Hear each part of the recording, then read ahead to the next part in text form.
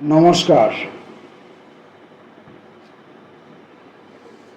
আজকে প্রেমচন্দের আরেকটি গল্প পড়ব। প্রেমচন্দের আজকের গল্পটির নাম নেমকের দারোগা।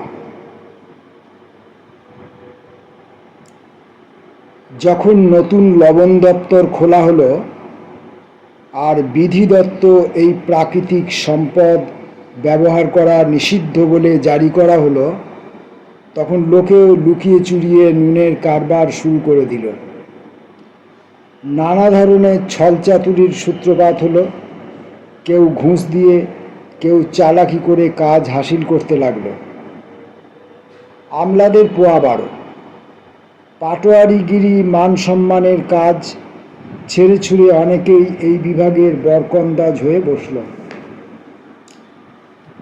এই দপ্তরের দারোগার চাকরির জন্য অমন অনেক উকিল মোক্তারেরও জিভে জল আসত। সেই সময়ের কথা, যখন ইংরেজি শিক্ষা আর খ্রিস্ট ধর্ম এই দুটোকে লোকে এক করে দেখত। এখন এদেশে ফার্সি প্রাবল্য, প্রেমের উপাদান আর শৃঙ্গার রসের কাব্য পড়ে ফার্সি জানার লোকেরা তখন দেশের উচ্চতম পদে বহাল হতেন।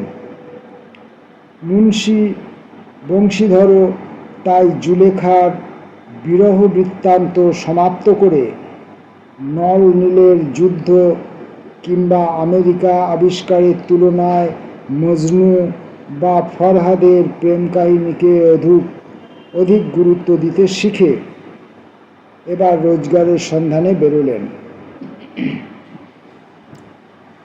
তার পিতৃদেব অভিজ্ঞ পুরুষ ছিলেন।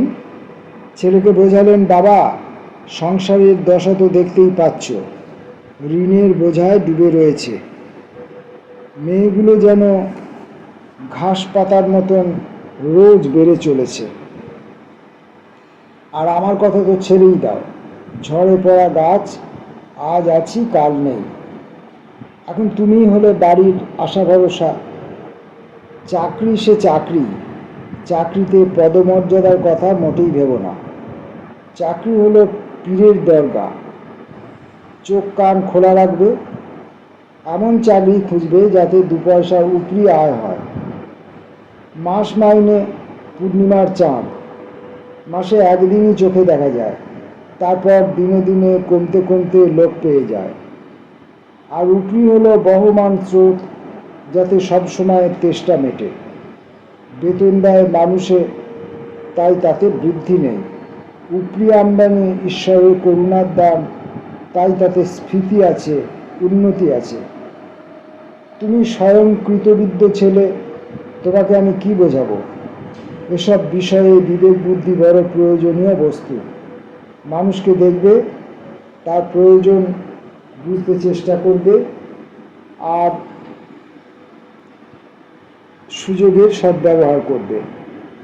উপরন্তু যা উচিত বুঝবে করবে। যার গরজ আছে দেখবে, তার প্রতি কঠোর আচরণ তোমার নির্ঘাত লাভ হবে। কিন্তু যে তেমন ঠেকায় পড়েনি, তার উপর দাও মারার সুবিধে কম। এই কথাগুলো সবসময় খেয়াল রেখে চলো, এ আমার সারা জীবনের পুঁজি। বংশীধর আজ্ঞাকারী ছেলে। বাপের উপদেশ আর আশীর্বাদ শিরোধার্য করে একদা বাড়ির বাইরে পদার্পণ করল। বিস্তীর্ণ সংসার মরুপথে নিজের বুদ্ধি বিবেচনা, ধৈর্য আর আত্মপ্রত্যয় ছাড়া তার আর কোনো সহায় সম্বল ছিল না। এরাই তার বন্ধু, সহযাত্রী, পথ প্রদর্শক। তবে বংশীধরের যাত্রা শুভ। অল্প দিনেই লবণ বিভাগের দারোগার কাজে বহাল হয়ে গেল। উত্তম বেতন আর উপরির দিগন্ত অনন্ত বিস্তারী। বৃদ্ধ মুন্সিজির কাছে এই শুভ সংবাদ পৌঁছতে তার খুশির আর ইয়ত্তা রইল না। স্থানীয় মহাজনের সুর নরম হল। সুরির দোকানের মালিকের আশালতা মঞ্জরিত হলো। প্রতিবেশীদের অনেকের হৃদযন্ত্রে শুল বেদনা দেখা দিল। শীতকাল, তাই রাত্রি। নিমক দপ্তরের সেপাই, চৌকিদার সবাই নেশায় মশগুল। মুন্সি বংশীধর এখানে এসেছেন মাস ছয়েকের বেশি হয়নি, কিন্তু ইতিমধ্যেই তার আচরণ এবং কর্মকুশলতায় অফিসারবর্গ মুগ্ধ হয়ে গেছেন। আমলারা তাঁর উপর খুব বিশ্বাস রাখেন। নুনের আপিস থেকে পূব দিকে মাইল খানেকের মাথায় যমুনা নদী। নদীর উপর নৌকো দিয়ে অস্থায়ী ধরনের পুল বাঁধা আছে। দারোগা সাহেব ঘরের দোর বন্ধ করে মিঠে ঘুমে মগ্ন। হঠাৎ ঘুমটা ভেঙে গেল। চোখ মেললেন। যমুনার কল্লোল গানের বদলে কানে এলো গাড়ির গড়গড় আওয়াজ, সেই সঙ্গে মাঝি বাংলাদের কোলাহল। উঠে বসলেন। এত রাত্রিরে নদীর ওপারে গাড়ি যাচ্ছে কেন? কোথাও কিছু গোলমাল আছে নিশ্চয়। চিন্তায় সন্দেহ বেড়ে গেল। উর্দি পরে, পিস্তল পকেটে নেয়, ঘোড়ায় চড়ে পুলের ওপরে হাজির হলেন।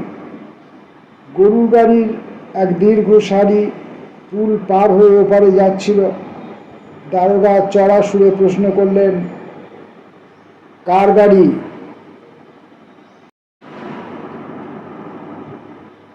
অল্পক্ষণ চুপচাপ। লোকজনদের মধ্যে একটু কানাকানি হলো। তারপর সামনের গাড়ি থেকে জবাব এলো, পণ্ডিত আলোপিদিনের। কে পণ্ডিত আলোপিদিন? দাতাগঞ্জের। মুন্সি বংশীধর চমকে উঠলেন। পণ্ডিত আলোপিদিন এই এলাকার সবচেয়ে প্রভাবশালী জমিদার। লাখ লাখ টাকার লেনদেন, তেজারতির কারবার। এ অঞ্চলে ছোট বড় এমন লোক নেই যে তার কাছে ঋণী নয়। এছাড়া বিরাট ফলাও ব্যবসা, অত্যন্ত প্রতিপত্তি সম্পন্ন পুরুষ। ইংরেজ অফিসাররা তার এলাকায় শিকার করতে গেলে তাঁর আতিথ্য গ্রহণ করেন। তার বাড়িতে 12 মাসই সদা ব্রত। মুন্সিজি আবার প্রশ্ন করেন, গাড়ি কোথায় যাবে? উত্তর এলো, কানপুর। তখন জানতে চাইলেন, গাড়িতে কি আছে? এবার সবাই নিরুত্তর। মৌনতা দারোগার সন্দেহ বাড়িয়ে দিল। কিছুক্ষণ উত্তরের অপেক্ষায় থেকে তিনি কড়া ধমক দিলেন, কি সবাই বোবা হয়ে গেল নাকি? আমি জানতে চাইছি গাড়িতে কি মাল যাচ্ছে। এবারও উত্তর না পেয়ে দারোগা ঘোড়া এগিয়ে নিয়ে একটা গাড়ির গা ঘেঁষে দাঁড়ালেন। তারপর বোড়াতে খোঁচা দিতেই আর সন্দেহ রইল না, বস্তা ভর্তি নুন। সুসজ্জিত গোশকট শুয়ে শুয়ে, কখনো জেগে কখনো ঘুমিয়ে পথ অতিক্রম করলেন পণ্ডিত আলোপিদিন। গাড়োয়ানরা আতঙ্কিত হয়ে এসে তাকে জানালো, বলল, মহারাজ, দারোগা গাড়ি আটকে ঘাটে দাঁড়িয়ে আছে আর আপনাকে ডেকে পাঠিয়েছে। পণ্ডিত আলোপিদিনের লক্ষ্মী দেবীর উপর অবিচল বিশ্বাস। উনি বলেন, পৃথিবী তো ছাড়, স্বর্গ লক্ষ্মীর প্রদানত। তার কথা অভ্রান্ত। ন্যায় নীতি ইত্যাদি লক্ষ্মীরই খেলার সামগ্রী। ওসব নিয়ে তিনি যেমন খুশি নাড়াচাড়া ফেলাছাড়া করেন। পণ্ডিতজি শুয়ে শুয়ে বলেন, চলো আমি আসছি। বলে তিনি নিশ্চিন্ত মনে পান সাজলেন, পান মুখে দিলেন। তারপরে বালাপোষ গায়ে দিয়ে ধীরে সুস্থে দারোগার সামনে এসে বললেন, বাবুজির কল্যাণ হোক। বলুন, কি অপরাধ করেছি যে গরিবের গাড়ি আটক করল? আমি ব্রাহ্মণ, আপনাদের কৃপাদৃষ্টি আমাদের সম্বল। দারোগা রুক্ষ ভঙ্গিতে সংক্ষেপে বললেন, সরকারি হুকুম। আলোপিদিন হেসে ওঠেন, বলেন, আমরা সরকারি হুকুমও বুঝি না আর সরকারকেও চিনি না। আমাদের সরকার আপনি। আর এ হলো আপনার আমার ঘরের কথা। আমি তো আপনার হাতের মুঠোর লোক। আপনি মিছিমিছি কষ্ট করলেন। এই পথে যাব আর এই ঘাটের দেবতাকে পুজো দেব না, এ কখনো হতে পারে? আমি তো আপনার দর্শনে নিজে থেকেই আসতুম। ঐশ্বর্যের মোহন বাঁশির সুর বংশীধরের কানের পাশে বাজছে, কিন্তু বংশীধর তার কুহকে ভুলল না। নীতিনিষ্ঠার এক নতুন নেশায় সে আবিষ্ট। উদ্ধত স্বরে বলল, যেসব নেমোখারামদের পয়সা দিয়ে কেনা যায়, আমি তাদের দলে নই। আপনাকে গ্রেপ্তার করা হলো, তারপর নিয়ম মাফিক আপনাকে চালান দেব। ব্যাস, আমার বেশি কথা বলার ফুরসত নেই। জমাদার বদলু সিং, একে হাজতে নিয়ে যাও, আমি হুকুম দিচ্ছি। পণ্ডিত আলোপিদিন স্তম্ভিত হয়ে গেলেন। গাড়োয়ানদের ভেতর সাড়া পড়ে গেল। পণ্ডিতজি জীবনে সম্ভবত এই প্রথমবার এরকম কড়া কথা শুনলেন। বদলু সিং এগিয়ে এসেছিল, কিন্তু পণ্ডিতজির প্রতাপের কথা স্মরণ করে তার গায়ে হাত দিতে তার সাহসে কুলোল না। এমন হাতের লক্ষ্মী পায়ে ঠেলতে পণ্ডিতজি কখনো কাউকে দেখেননি। অনুমান করলেন, ছেলে মানুষ, এখনো মায়ামোহের ফাঁদে পড়েনি, নিতান্ত নাবালক, তাই সংকোচ করছে।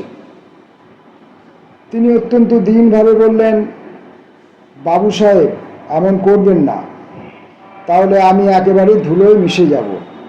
ইজ্জত মাটিতে লুটোবে।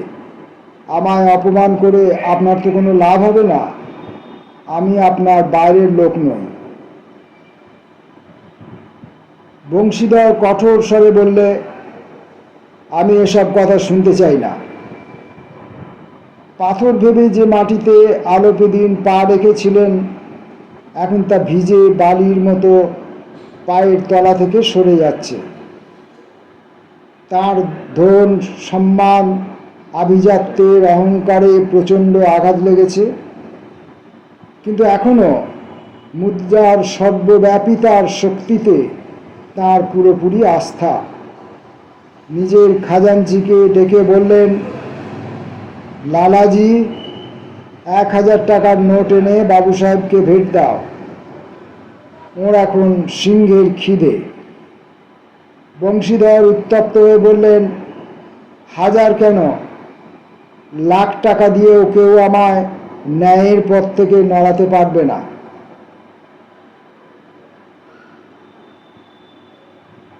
দার্ঢ্যের একই রকম নির্বুদ্ধিতা। এই দেব দুর্লভ ত্যাগের চেহারা ঐশ্বর্যকে ভাবিয়ে তোলে। আর এই দুই শক্তির খোলাখুলি দ্বৈরথ সংগ্রাম শুরু হয়ে গেল। অর্থের ঘন ঘন ছোবল, 1 থেকে 5, 5 থেকে 10, 15, 20 হাজারে চলে গেল। তবুও ন্যায় ধর্ম একা ওই অসংখ্য শত্রুর সঙ্গে পর্বতের মতো অটল থেকে যুঝে চলল। আলোপিদিন নৈরাশ্যের সুরে বললেন, আর এর বেশি বলার আমার সাহস নেই। আপনার যা বিচার হয় করুন। দারোগা জমাদারকে ইশারা করলে। জমাদার মনে মনে তার মুণ্ডুপাত করতে করতে সম্ভ্রান্ত আসামির দিকে এগোলো। পণ্ডিত এবার সত্যি ঘাবড়ে গেলেন। 2-3 পা পিছিয়ে গিয়ে কাতর মিনতি করলেন, বাবু সাহেব, আমায় ক্ষমা করে দিন। ভগবানের দোহাই, আমি 25,000 পর্যন্ত উঠতে রাজি আছি। মিটমাট করে নিন। অসম্ভব। 30,000? কোনো মতেই নয়। তবে 40,000? তাতেও না। বংশীধর জমাদারকে বলে, বদলু সিং, এই লোকটিকে এখনই হাজতে পড়ো, আর একটা কথা নয়। ধর্ম অর্থকে দুপায়ে মারিয়ে গেল। আলোপিদিন দেখছেন একটা সুপুষ্টু বলিষ্ঠ হাতে কড়া ধরা, আর সেই হাতটা তার দিকে এগিয়ে আসছে, তার দিকেই। ব্যাকুল নিরাশা নিয়ে চারদিকে তাকালেন পণ্ডিতজি, তারপর হঠাৎ মূর্ছিত হয়ে পড়ে গেলেন।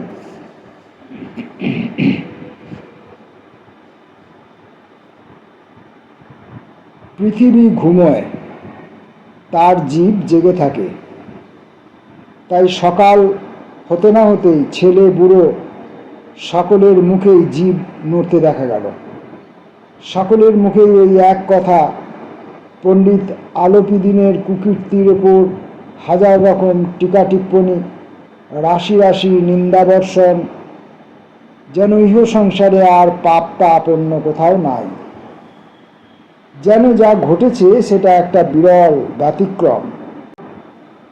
যে গয়লা দুধ বলে জল বেচে, যে আমলা মিথ্যে ডায়েরি লেখে, যে মহাপুরুষ বিনা টিকিটে তীর্থযাত্রা করেন, যে শ্রেষ্ঠীর অপর নাম সাধু অথবা দলিল যার করাই যার পেশা, আজ সকালে তারা সবাই সমবেতভাবে দেব মানবের ভঙ্গি ধরে ঘট ঘট করে ঘন ঘন ঘাড় নাড়াচ্ছেন। তাই তো করছেন। পরদিন যখন অভিযুক্ত পণ্ডিতজি থানার কনস্টেবলের পাহারায় হাতে হাতকড়ি, হৃদয়ে গ্লানি আর ক্ষোভ নিয়ে উঁচু মাথা হেঁট করে গিয়ে আদালতে উঠলেন, তখন তার পেছনে সারা শহর ভেঙে পড়ল। বড় বড় মেলাতেও এরকম উৎসুক জনতার ভিড় দেখা যায় না। ছাতে আর দেয়ালে তফাৎ ধরা যায় না। এজলাসে পণ্ডিতজির উপস্থিতিটুকুর বিলম্ব ছিল। তারপরেই তিনি যথাপূর্বং ঐশ্বর্যের সিংহদ্বারে দাঁড়িয়ে। রাজপুরুষবর্গ তাঁর স্তাবক, আমলারা তার সেবক, উকিল মোক্তারেরা তার আজ্ঞাবাহক, আর আরদালি চাপরাশি চৌকিদারের দল তো তার বিনা মাইনে খাটা হুকুমের গোলাম। তাকে দেখবার সঙ্গে সঙ্গে লোকজন চারদিক থেকে দৌড়ে এলো। সবাই হতবাক। বিস্ময়ের কারণ এ নয় যে পণ্ডিত কেন এমন দুষ্কর্ম করলেন। বিস্ময়ের হেতু হল এহেন কৃতী পুরুষ কেমন করে আইনের ফাঁদে পড়লেন, যার অফুরন্ত ধনাগার অসাধ্য সাধনে সক্ষম, যার বাক চাতুর্য অনন্য ও অনন্ত ক্ষমতার অধিকারী, সে কিনা কাঠগড়ায় দাঁড়াতে আসে। প্রত্যেকে সহানুভূতি প্রবণ হয়ে ওঠে। তাকে এই আক্রান্ত অবস্থা থেকে ত্রাণ করার জন্য উকিল সেনা মুহূর্তে তৎপর হয়ে ওঠে। ন্যায়ের রণাঙ্গনে ধর্ম আর অর্থের দ্বিতীয় দফা সংঘর্ষ বেঁধে ওঠে।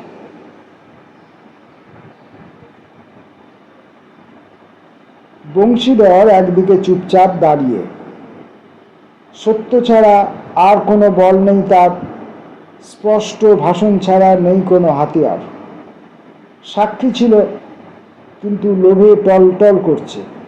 এমনকি এখন ন্যায়ের রশিতেও টান পড়েছে, তারও ঝোঁক কিছুটা অন্য পক্ষের দিকে বংশীধরের উপলব্ধি হয়। দরবার ন্যায়ের, কিন্তু কর্মীমণ্ডলীর ওপরে পক্ষপাতের নেশা তার ঘন ছায়া বিস্তার করে আছে। কিন্তু পক্ষপাত আর ন্যায়ের জোর বাঁধে কীভাবে? এ তো অকল্পনীয় সহ অবস্থান। মামলা শেষ হতে দেরি লাগল না। ডেপুটি ম্যাজিস্ট্রেট তার রায়ে লিখলেন, পণ্ডিত আলোপিদিনের বিরুদ্ধে আনীত অভিযোগ ভিত্তিহীন ও অপ্রমাণিত। উনি একজন সম্ভ্রান্ত নাগরিক। সামান্য লাভের জন্য উনি এমন দুষ্কৃতিতে লিপ্ত হবেন, এটা কল্পনাতীত। বিভাগীয় দারোগার দোষের মাত্রা যদিও বেশি নয়, তবু তাঁর হঠকারিতা ও অবিবেচক প্রসূত কাজের ফলে একজন নির্দোষ ও সম্মানিত ব্যক্তিকে অযথা হয়রানি ভোগ করতে হয়েছে। সে তার কর্তব্যে সজাগ ও সচেতন, এটা যেমন আদালতকে সন্তুষ্ট করেছে, তেমনি তার বিচার বুদ্ধির দৈন্য ও হঠকারিতার জন্য আমি তাকে ভর্ৎসনা করা প্রয়োজন মনে করছি। উকিলরা রায় শুনে উচ্ছল হলো। পণ্ডিতজি হাসতে হাসতে বেরিয়ে এলেন। কুটুম্ব স্বজন ও বন্ধু বান্ধবের মধ্যে টাকার হরিলুট হলো। অগাধ ধনরাশির অকৃপণ বিতরণের বিচিভঙ্গে আদালতের ভিত শুদ্ধ নড়ে গেল। বংশীধর বাইরে পা রাখতেই চারধার থেকে ব্যঙ্গ বিদ্রুপের ধারাপাত হতে লাগলো। চাপরাশিরা ঝুঁকে পড়ে সেলাম জানালো, কিন্তু প্রতিটি পরিহাস, প্রতিটি কটুভাস এক একটি সাংকেতিক অপমান বংশীধরের আত্মপ্রসাদকে আরও স্ফীত, তার চিত্তের মহিমাকে আরও সম্বর্ধিত করে তুলল। মামলায় ওর জিত হলেও সম্ভবত ও এমন দৃপ্ত গর্বে পথ চলতে পারত না। আজ ওর এক অপূর্ব জ্ঞানের উন্মেষ হয়েছে। ও আজ এইমাত্র উপলব্ধি করল যে ন্যায় আর বিদ্যাবত্তা, বর্ণবহুল উপাধি, বড় দাড়ি আর ঢোলা আচকার কিছুই আসলে শ্রদ্ধা সম্মানের প্রকৃত পাত্র নয়। বংশীধর বৃত্তের সঙ্গে শত্রুতা সেধেছে, তার অনিবার্য মূল্যও তাকে ধরে দিতে হলো। এক সপ্তাহ কাটতে না কাটতেই সাময়িক বরখাস্তের পরোয়ানা এলো। কর্তব্যপরায়ণতার শাস্তি। ক্ষোভে শোকে ভগ্ন হৃদয় বংশীধর বাড়ি ফিরে এলো। ছেলে বাড়ি ফেরার আগে থেকেই বাপ রাগে চিরবির করছিলেন, এত করে বোঝালুম একটা কথা শুনল না, যা খুশি তাই করে বসলো। এদিকে আমি সুরি আর কষাইয়ের তাগাদার জ্বালায় বুড়ো বয়সে ভক্ত সেজে নিরিমিষি মেরে বসে রয়েছি, আর ছেলে আমার সাধু। শুকনো কটা মাইনের টাকা ঠকঠক করছে। আরে বাপু, আমিও তো চাকরি করেছি, আর এমন কিছু পদস্থ উজির নাজিরও ছিলুম না, কিন্তু যতদিন কাজ করেছি চুটিয়ে রোজগার করেছি। আর বাবু আমার ইমানদার হতে চলেছেন, সাধুতা আর ভূতে পেয়েছে। ঘরে আধার, মসজিদে দেয়ালি জ্বালবেন, কি আক্কেল বিবেচনা, ঘেন্না ধরে যায়।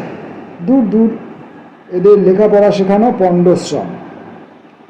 আবার এর ওপর যখন কদিন বাদেই বংশীধর বাড়ি এলো আর বাপ সব খবর শুনলেন, তখন তো বুড়ো একেবারে মাথা মুড় খুঁড়তে লাগলো।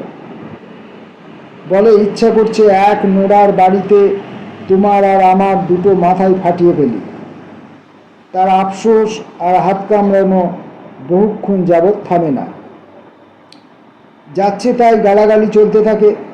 শেষকালে বাপের আক্ষেপ সইতে না পেরে বংশীধর সেখান থেকে সরে আসে। বৃদ্ধা মারও দুঃখ কম নয়। জগন্নাথ আর রামেশ্বর যাত্রার স্বাদ ধুলোয় মিশে গেল। বংশীধরের শ্রীমতী তো কদিন যাবৎ মুখ তুলে কথাই বলল না। এইভাবে আরও এক সপ্তাহ কাটল।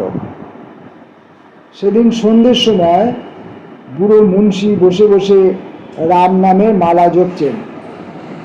এমন সময় সদর দরে একটা সাজানো গোছানো রথ এসে থামল। সবুজ আর গোলাপি পর্দা ঝুলছে, পশ্চিমা বলদজুড়ি, তাদের গলায় নীল ফিতে, শিং পেতলে বাঁধানো, সঙ্গে লাঠি কাঁধে চাকর বেহারা। মুন্সিজি তাড়াতাড়ি এগিয়ে গেলেন। গিয়ে দেখলেন পণ্ডিত আলোপিদিন। নত হয়ে সাষ্টাঙ্গে দণ্ডবত হলেন। তারপর পঞ্চমুখে তোষামোদ গুণকীর্তন করতে শুরু করলেন। আমার কি ভাগ্যোদয় হলো যে আজ এই কুঁড়ে ঘরে আপনার চরণধুলি পড়ল। আপনি আমাদের পূজ্য, আমাদের দেবতা, কিন্তু কোন লজ্জায় আপনাকে মুখ দেখাবো।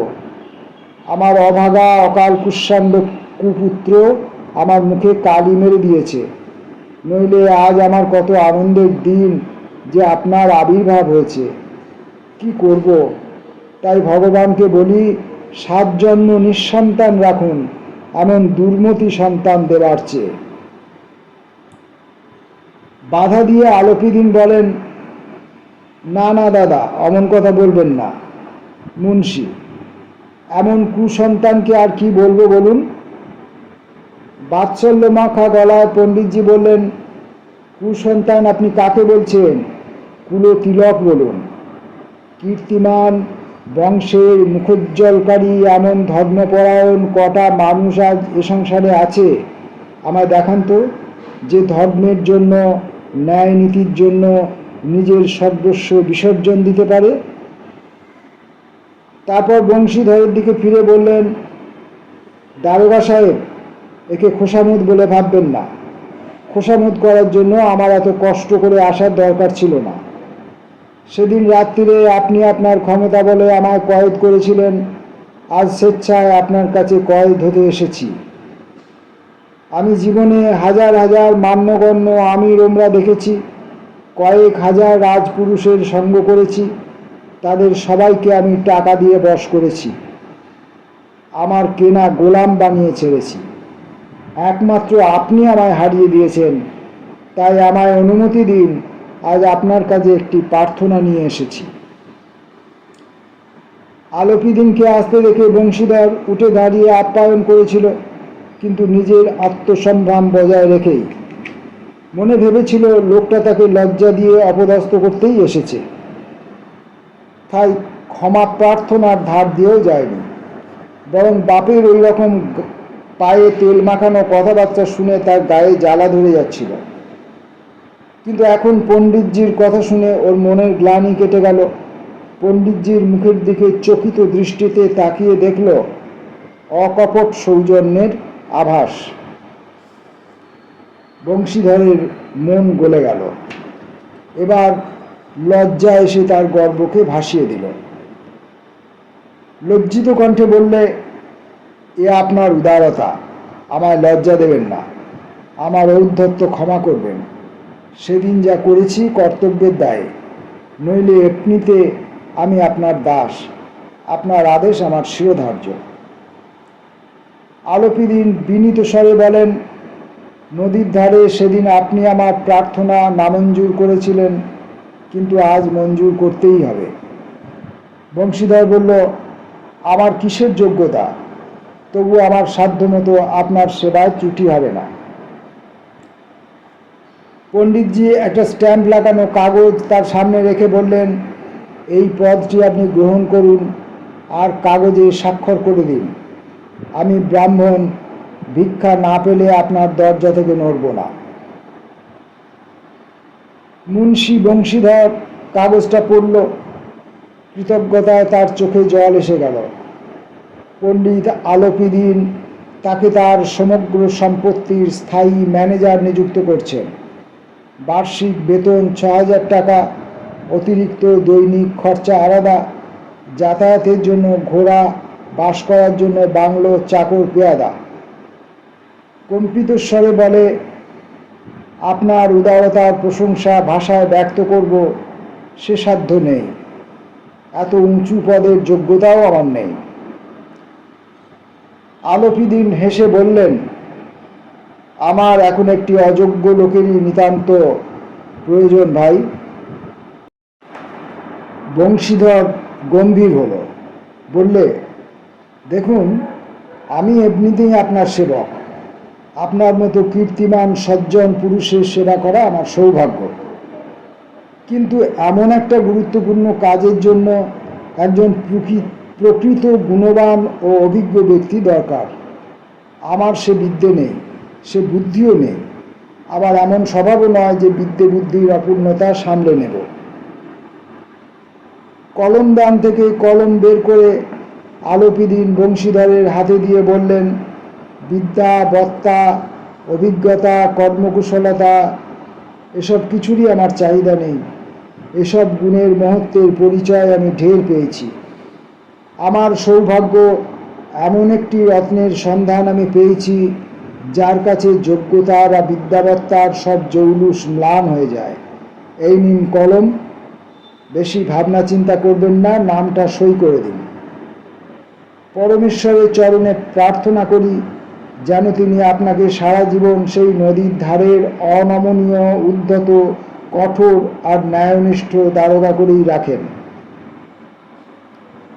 বংশীধরের চোখ ছলছল করতে লাগলো।